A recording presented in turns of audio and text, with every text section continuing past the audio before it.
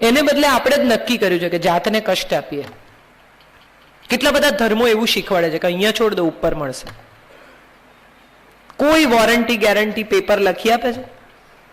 અહીં ખાવું નહીં, અહીં ભોગવવું નહીં, અહીં મજા કરવી નહીં, અને ઉપર વચન છે. પણ અહીં છે એ તો માનો. ઉપર જઈને જોયું જશે, હશે તો બહુ સારું, નહીં હોય તો કઈ વાંધો નહીં, અહીં તો કરીને ગયા છે, સંતોષ છે. અહીં મળે નહીં ને ઉપર હોય નહીં તો આવો વિચાર તો કોઈ કરતું જ નથી. આ ત્યાગ, બલિદાન, સમર્પણ, છોડી દેવું, એ બધું ફ્રસ્ટ્રેશન જનરેટ કરનારી પ્રવૃત્તિ છે. કેટલી બધી સ્ત્રીઓને હું જોઉં છું કે જમવા બેસે ને ત્યારે શાક હોય જ નહીં. સૂકો મેવો ઘરનો પુરુષ ખાય પણ પોતે ના ખાય, ને કોઈ ના નથી પાડતું. પતિની વિટામિનની ગોળીઓ એના હાથમાં આપે પણ પોતાની ના લે. કેમ? તો કે મને તો ચાલે. આ કેટલા વર્ષોથી એને શીખવવામાં આવેલા એવા પ્રકારના અર્થહીન સંસ્કાર છે કે જેમાં એને એવું શીખવવામાં આવ્યું છે કે સ્ત્રી બલિદાનની દેવી છે. ત્યાગ, સમર્પણ, છોડી દેવું, આ બધું કરે પણ માફ ના કરે. ખરેખર બલિદાન માફ કરવામાં છે. હૃદય મોટું કરવું જોઈએ. હશે, થઈ ગયું, પડી ગયું, તૂટી ગયું, કહેવાઈ ગયું, બોલાઈ ગયું, જવા દો, ચાલશે. એમાં તો તરત દૂધ નહીં પીવાનું. કેમ? તો કે આપણે તો ચાલે. અને પછી 40, 45, 55 ઉંમરે ઘૂંટણ દુખે ત્યારે કે મેં બહુ મહેનત કરી છે જિંદગીમાં. પણ તમને કોઈએ ના નથી પાડી કેલ્શિયમ લેવાની. હું 1.5 કલાક ઊભી રહી શકું છું એક સરખી હીલ ઉપર, મને પગ નથી દુખતા. અગત્યનું એ છે કે સ્વયંને પ્રેમ કરીએ. પહેલો સંબંધ જાત સાથે છે. મારા ગ્લાસમાં શરબત હશે તો હું શરબત શેર કરીશ, ને મારા ગ્લાસમાં કાદવ હશે તો હું કાદવ જ શેર કરી શકીશ. હું જ ફ્રસ્ટ્રેટેડ છું, હું જ અભાવોમાં છું, હું જ દુઃખી છું, મને જ પીડા છે, મારી જેટલી ફરિયાદો છે, હું તમને શું આપીશ? મારી જાતને તો વાલ કરું, મારી જાતને તો ચાહું, મને તો હું મારા તો વખાણ કરું, મારે વિશે તો ખુશ રહું. હું દર વર્ષે મારા પોતાના માટે birthday gift buy for myself and that's my gift to myself. બીજા લોકો તો જે આપતા હોય, આ મારી ભેટ છે મને સ્વયંને. અને કેમ નહીં ખરીદવાની? કોઈ આપે, કોઈ અપ્રૂવ કરે, એ મારી બર્થડે ભૂલી ગયા, પણ તમે યાદ રાખીને તમે લઈ આવ્યા ને, તમને મજા છે ને. આપણે જાતે મજા કરતા નથી, બીજા પાસે એવી આશા રાખીએ છીએ કે આપણને મજા કરાવે. જેની પાસે આપણે સુખની આશા રાખીએ છીએ એને આપણે એવો અધિકાર આપોઆપ આપી દઈએ છીએ બાય ડિફોલ્ટમાં કે આપણને દુઃખી કરે. અને પછી એવી ફરિયાદ છે કે મને દુઃખી કરે છે, મારા પર અત્યાચાર થયો છે. પોતાનું બેંક એકાઉન્ટ ધરાવતી, પોતાનું વાહન ધરાવતી, ઘરમાં એક સર્વન્ટ પ્લસ કદાચ મહારાજ ધરાવતી સ્ત્રી પર કયો અત્યાચાર થાય છે એ મારે ખરેખર સમજવું છે. કયા પ્રકારના અત્યાચારમાંથી એ પસાર થાય છે એ મને કોઈ સમજાવે તો ખરું. આટલા વર્ષોથી આ એને રોજ એક પેલી જન્મે એટલે ગુટ્ટીમાં પીવડાવી દે છે કે તું સ્ત્રી છે, તારા પર અત્યાચાર, તું અબળા છે. પણ જે સ્ત્રીને અબળા સમજે છે એનાથી નબળા કોઈ નથી. સ્વયં સિદ્ધા છે. પાણી છાંટીને બ્રહ્મા વિષ્ણુ મહેશને જેણે બાળક બનાવી દીધા એ સ્ત્રી છે. આપણે નથી ઓળખતા આપણી જાતને, આપણે ડિપેન્ડ કરવું છે, આપણે દુઃખી થવું છે, અને પછી એવું કહેવું છે કે કોક દુઃખી કરે છે, પણ ઝાડને તમે પકડ્યું છે, છોડી દો, ઝાડ તમને નહીં પકડે. સ્વયં સાથેનો સંબંધ સૌથી અગત્યનો સંબંધ છે. અને એ સંબંધ મજબૂત હશે, મૂળ મજબૂત હશે, સ્વયં સાથે સુખી અને ખુશ હોઈશું, સ્વયં સાથે મજા કરી શકીશું, સ્વયં સાથે સંવાદ કરી શકીશું, સ્વયંને માફ કરી શકીશું. કેટલા બધા લોકો ગિલ્ટમાં જીવે છે, મેં આમ ના કર્યું હોત તો સારું થાત, પણ હવે થઈ ગયું, ત્યાં જઈને ક્લીન નહીં થાય, હવે આગળ શું એ નથી વિચારવું. બહુ ખોટું થઈ ગયું જિંદગીમાં. જે થવાનું હતું એ થઈ ચૂક્યું છે. હવે પાછા જઈને જે રિપેર નથી થઈ શકવાની એ પ્રવૃત્તિમાં સમય બગાડવાને બદલે જેટલા વર્ષો બચ્યા છે એમાં શું થઈ શકે એનો વિચાર કરો. સ્વયંને માફ કરવું એ પણ એક બહુ મોટી પ્રવૃત્તિ છે, અને જેનો પોતાની જાત સાથેનો સંબંધ મજબૂત છે ને, એના દુનિયાના બધા જ સંબંધો એટલા મજબૂત છે કે એમાં એક નાની સરખી તિરાડે પડી શકે, એનો કાંકરો એ ખરે એમ નથી. કારણ કે તમે તમારી જાતમાં જ ખુશ છો, બાકી જે મળે એ બોનસ છે તો છે, નથી તો એની રીતે જીવે છે. મિસિંગ, હેવિંગ, હેવ નોટ્સ, આ બધા સવાલો ત્યારે આવે છે જ્યારે મારી પાસે હું નથી. આવે એ બધા જ વેલકમ છે, અને જેને જવું હોય એને માટે દરવાજા ખુલ્લા છે. આવી રિલેશનશિપ કેમ ન હોઈ શકે જગતમાં? અને જો આવી રિલેશનશિપ હોય તો હું માનું છું પછી બીજા સવાલો બીજા લોકોને પૂછવાનો બહુ અર્થ રહેતો નથી. એક બહુ સરસ શેર મને ગમે છે कि कुछ इस तरह मैंने अपने को आजाद किया, कि कुछ इस तरह मैंने अपने को आजाद किया, कुछ लोगों से माफी मांगी, कुछ लोगों को माफ किया. આટલું પણ જો થઈ શકે તો હું માનું છું બાકી કોઈ સંબંધો વિશેના સવાલો, મારી કોલમ બંધ થઈ જશે ટૂંકમાં. જો દરેક માણસ આ સમજી જશે તો મારી કોલમ વાંચનારા નહીં હોય. Thank you so much.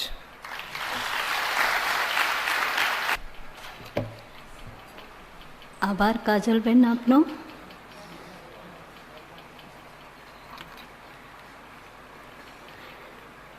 Sir, question answer session will start. From audience, you can ask any question to Kajal ma'am. Volunteers, be ready with mic. First of all, I love you, ma'am. I really, really love you. I love you all. તમે છો તો હું છું. આટલા લોકો આટલી લાગણીથી સાંભળે છે તો કહેવાની મજા છે. વિચારી જુઓ, આ ખુરશીઓ ખાલી હોય ને હું એકલી બોલતી હોઉં, કેટલી ગાંડી લાગુ.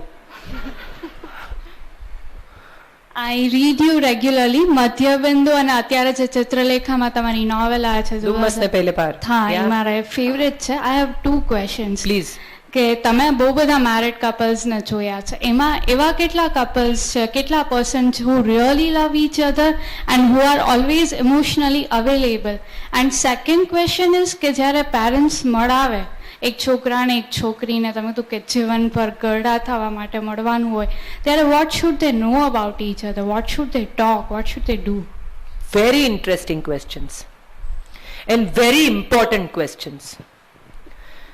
એક વાત હું કહું, most of the couples love each other. Then 92 couples love each other. પ્રેમ નથી એવું નથી, ફરિયાદો બહુ છે એટલે ફરિયાદોના પડછાયામાં પ્રેમ દટાઈ ગયો છે. પ્રેમ નથી એવું હું ક્યારેય નહીં કહું. બે લોકો ઘણા કારણો આપતા હોય છે સાથે રહેવા માટે. બાળકો છે, મા બાપ છે, સમાજ છે, ખરેખર એમને સાથે રહેવું છે. But they are trying to find out reasons to live together. A. Your second question. To know each other, you can't know each other on a coffee table, or you can't know each other in 15-20 minutes or 1 hour or 1.5 hours. Because we are all out to impress each other. We are out to buy that product at any given cost. I shouldn't be using cost, but એક વખતે છોકરો કે છોકરી ગમી ગઈ હોય તો પછી એને ગમતા જવાબો આપણી સાયકી ગોઠવવા માંડે છે. આપણી ઈચ્છા હોય કે ન હોય, ઘણીવાર કોન્શિયસલી નથી થતું આવું. I am not saying they are cheating each other, but that's what happens. So ideal situation એ છે કે દરેક આવા અરેન્જ મેરેજમાં એકબીજાને મળનારા લોકો એવું નક્કી કરે કે હું જેવી છું, જે છું, જેમ છું એવી રીતે એની સામે પ્રેઝન્ટ થઈશ, અથવા હું જેવો છું, જે છું, જેમ છું એવો જો મને પસંદ કરે તો આ લગ્ન સફળ થશે. બહુ જ સુપરફિશિયલ હોય છે આવી મીટિંગ્સ. હું તો બહુ જ વિરોધ કરું છું આવા પ્રકારના અરેન્જ મેરેજીસનો, આવા લગ્ન મેળાઓનો. 15 મિનિટમાં, 20 મિનિટમાં, 1 કલાકની અંદર લોકો નક્કી કરી લે કે હવે આખી જિંદગી જોડે જીવીશું. પ્રથમ નજરના પ્રેમ જેવું કશું ખરેખર હોતું જ નથી. તમે કોકને જોયા ને ગમી ગયા એ આકર્ષણ છે, પ્રેમ નથી. You are attracted, infatuated, dragged. I don't know what word you want to use, but these are the words.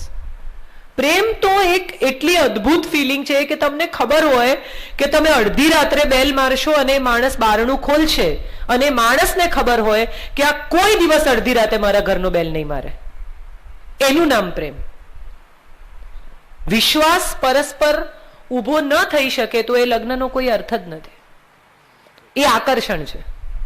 અને શરીર પૂરતું, ગુણવંત શાહનું એક બહુ સરસ વાક્ય છે કે એક માણસ બે ભૂરી આંખોના પ્રેમમાં પડ્યો અને આખા શરીરને પરણવાની ભૂલ કરી બેઠો. આ મને લાગે છે કે ગુણવંતભાઈએ લખીને આ પતી ગયું. આનાથી આગળ હવે આ છેલ્લું વાક્ય છે લગ્ન વિશેનું. આની આગળ અમે કંઈ પણ લખીએ, this is what he has written, and I think this is the ultimate truth of Indian marriages. But how to know, તો 1 કલાક નહીં તો કેટલી વાર મળવું જોઈએ, કેટલી કલાક? એનું કોઈ માપ નથી બેટા, પણ તમને સમજાવવું જોઈએ. અને એ તો તમે કહ્યું ને, દરેક સંબંધ પોતે જીવવાનો છે. આની કોઈ ફોર્મ્યુલા નથી કે અડધી ચમચી હળદર ને 1 ચમચી મીઠું ને થોડું લીંબુ નીચોવું તો ટેસ્ટી લાગશે. એવું શક્ય નથી. આની કોઈ એવી ફોર્મ્યુલા નથી કે એક આંગળ આટલું પાણી મૂકો એટલે ચોખા ચડી જાય. Thank you, and I really love you. Thank you very much. Thank you. તું મારી પ્રપૌત્રી જેવડી છો એટલે હું આ સાહેબનો જવાબ આપું છું. બેનને મેડમે જે કીધું એકદમ પરફેક્ટ છે. We can never know each other, but we can definitely know ourself. આપણે કેટલા એડજસ્ટ થઈ શકશું, સમયની સામેની વ્યક્તિને કેટલું જલ્દી આપણે બદલાવી શકશું, આ શિક્ષણ એ બુક્સમાંથી મળશે, મા બાપ પાસેથી મળશે. ને જો એ શિક્ષણ પ્રાપ્ત હશે તો સારામાં સારું પાત્ર કે નબળામાં નબળું પાત્ર તમને સુખી કરશે. થેન્ક્સ. બહુ સાચી વાત છે. અને સારું ને નબળું એવું કોઈ પાત્ર હોતું જ નથી. To go little further than that. Two people are made for each other or they are not made for each other. That's all. બે લોકો એકબીજાની સાથે જીવવા સર્જાયા છે, અને અમુક બે લોકો એકબીજાની સાથે જીવવા નથી સર્જાયા પણ ભટકાયા છે. હવે એનું કંઈ થાય એમ નથી. જી. But I really appreciate you to write such novels જે આપણી ઓડિયન્સ બહુ એક્સેપ્ટ નથી કરતી. તમને પણ ખબર હશે, જ્યારે પણ કોઈ ગર્લ આવા થોટ્સ કહે છે સમાજમાં તો મોસ્ટલી એને એક્સેપ્ટ જ નથી કરતા. So I just want ask you કે એવું શું કામ છે, ખાલી ઇન્ડિયામાં જ એવું શું કામ છે કે કોઈ ગર્લ જ્યારે પણ કંઈ નવું રજૂ કરે તો તરત જ એનો વિરોધ થઈ જાય? First question. Second question is કે how to find a perfect life partner? There is no word like a perfect life partner. Okay, there is a word called perfect life, and which only we can create for ourselves. Okay. There is no one who will give you a perfect life. It is your life and you have to work for it. For your happiness, for your comfort, for your contentment and for your peace. કોઈ દુનિયાનો બીજો માણસ તમારા માટે કામ નહીં કરી શકે. આ એવું છે કે મારે અમદાવાદથી રાજકોટ આવવું હોય તો મારે જ નીકળવું પડે. હું કોકને એમ કહું તમે જરા જતા હો, પોસિબલ નથી. ઓકે. અને થર્ડ ક્વેશ્ચન કે મોસ્ટલી જેને પણ તમે પૂછો તો everybody, your mom, dad and everyone advice કરતા હોય કે you should get married and you should get independent, everything is fine. But what I feel is કે તમને જ્યાં સુધી તમારા પર ટ્રસ્ટ નથી, you are not ready, how can you get married? And why can't you marry yourself? If you are independent તો લોકો એવું જ કહેતા હોય કે ના ના તમારે મેરેજ કરવા જરૂરી જ છે. સો ડુ યુ થિંક કે જરૂરી જ છે? ના, જરાય જરૂરી નથી. લગ્ન એ હૃદય સાથે જોડાયેલો સંબંધ છે. તમને એમ લાગે કે આ માણસ સાથે આખી જિંદગી જીવવું છે અને આ માણસ વિના નહીં જીવી શકાય તો જ લગ્ન કરવાના.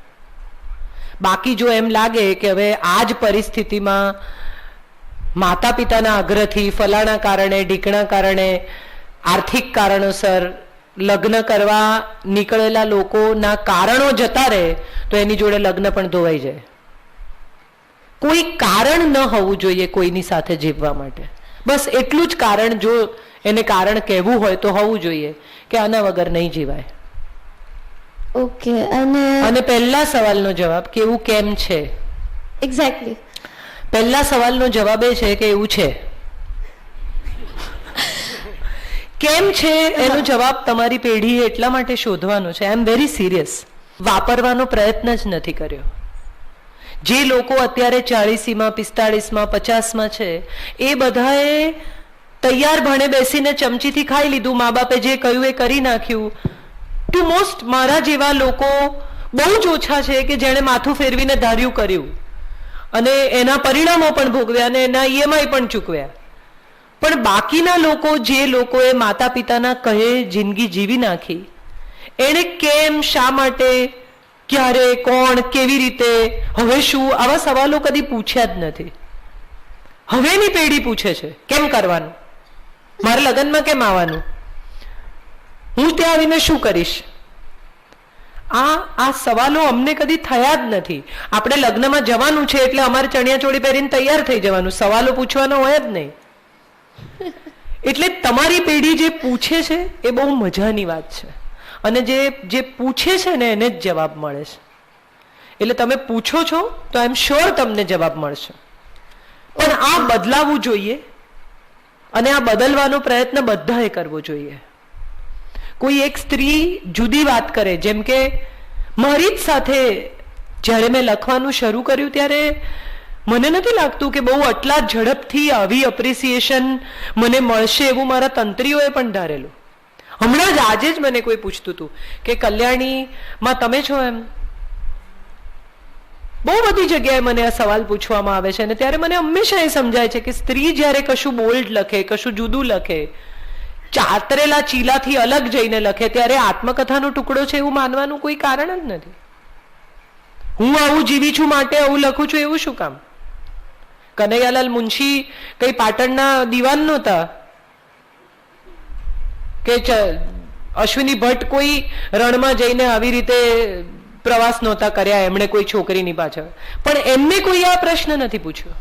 પ્રતિમા બેદી ટાઈમ પાસ લખે તો બહુ પ્રશ્ન થાય, તસ્લીમા નસરીન આત્મકથા લખે તો બહુ પ્રશ્ન થાય. મારો એક દોસ્ત છે મને એવું કહે છે કે તારી આત્મકથા લખીશ તો તને પાના રાખવાના અને કાઢવાના બેઉ પૈસા મળશે. એટલે that's all right. It's new generation which is coming up and which are reading and which are looking at life differently, and I'm proud of that generation. I adore that generation which has a courage to look into your eyes and say કે અમારા નથી કરવું, અમે આ કરીશું. So I am proud of all of you and I think you should continue being what you are. Don't change yourselves. Thank you. યા જી શરદ વોરા જી 70 વર્ષ છે. જી સમુદ્રની દુનિયાની અંદર બાળકને ક્યાં સ્થાન છે આપણે ત્યાં? સોરી બાળક જી જાણે અજાણે તમે અને હું મોટા તો નથી થઈ ગયા, ક્યાં બાળક થઈને આપણે જીવી શક્યા? આ વાત આપણા આજ વક્તવ્યમાં ન આવી. બીજી વાત, અપેક્ષા. સવાલ પૂછી લેશો કારણ કે we are into little hurry to wind up. આપે કહ્યું કે અપેક્ષા રાખનારો માણસ જંગલમાં જાય, અપેક્ષા વગર જીવનારો જંગલમાં જાય. શું અપેક્ષા વગર લાગણીઓ પ્રદર્શિત થઈ શકે ખરી? આઈ થિંક તમે મારી વાત સમજ્યા નથી, આપનું ધ્યાન નહીં હોય. મેં એવું કહ્યું હતું કે અપેક્ષા વગર જીવી જ શકાય નહીં. મેડમ, આપની પ્રત્યેક વાત મેં બધા લખી છે, એકો એક મુદ્દા. એટલે મેં એમ જ કહ્યું કે અપેક્ષા વગર જીવી જ શકાય નહીં. જેને અપેક્ષા વગર જીવવું હોય એ જંગલમાં જાય. આઈ થિંક કંઈ ગેરસમજ છે. So thank you so much. ભણનારા પણ રેર મળતા હોય છે. એટલે ઓડિયન્સમાં 1000 માણસો હોય એમાંથી 972 ઊંઘતા હોય, જમીને આવ્યા હોય, એમાંથી 600 કોકને સારું લગાડવા આવ્યા હોય, 100 પત્નીને લઈને આવ્યા હોય, 100 ને બીજું કંઈ કામ ના હોય એટલે આવ્યા હોય, એવું પણ થાય છે. પણ આટલું એલર્ટ અને આટલું સરસ ઓડિયન્સ જે સાચે જ વાંચે છે અને જેને સાચે જ સાંભળવું છે, એ બહુ અમને પણ બહુ રેર હોય છે. So thank you very much Rotary Midtown, thank you so much library, and thank you all of you. બહુ આભારી છું હૃદયથી કે મારી વાત પહોંચે છે. Thank you. હા, તો આપણા રોટરી મિડ ટાઉન તથા રોટરી મિડ ટાઉન લાઇબ્રેરી પરિવાર વતી કાજલબેન અમે આપના ખૂબ જ ઋણી અને આભારી છીએ કે આપે આપનો અમૂલ્ય સમય અમારા માટે ફાળવ્યો. અમે બીજા આભારી છીએ અમારા સ્પોન્સર્સના. અમારો એક મત હતો કે સમાજને વંચાવવા માટે, જાગૃત કરવા માટે સમાજના લોકોને સાથે લઈએ. તો થોડા અમારા જે ડોનર છે, જે અમારી સાથે વાંચન પ્રવૃત્તિમાં જોડાયેલા છે, એમાં હાઈબોન સિમેન્ટ, વર્ડ હાઉસ, જય Ganesh auto care, Jai Hind rice traders, royal stationers, Aryaveer school અને અમારા જ વિક્રમભાઈ સંઘાણી, આ બધાના અમે ખૂબ ખૂબ આભારી છીએ. કોર્પોરેશનના અધિકારીઓ અહીંયા ઉપસ્થિત છે. નંદાણી સાહેબ આપના અને સ્ટેન્ડિંગ કમિટી ચેરમેન સાહેબ જતા રહ્યા છે, રાજભાશ્રી, આપ સૌના આ તકે અમે આભારી છીએ. તે ઉપરાંત પ્રેસ અને બીજા મીડિયાના જે કંઈ અધિકારીઓ હાજર છે, અમે આપનો ખૂબ ખૂબ આભાર. યુટેકના જતીનભાઈ, એમને જે ડોક્યુમેન્ટરી બહુ જ ટૂંકા ગાળામાં, અમારી ઈચ્છા હતી કે રાજકોટના લોકો લાઇબ્રેરી સુધી પહોંચતા થાય,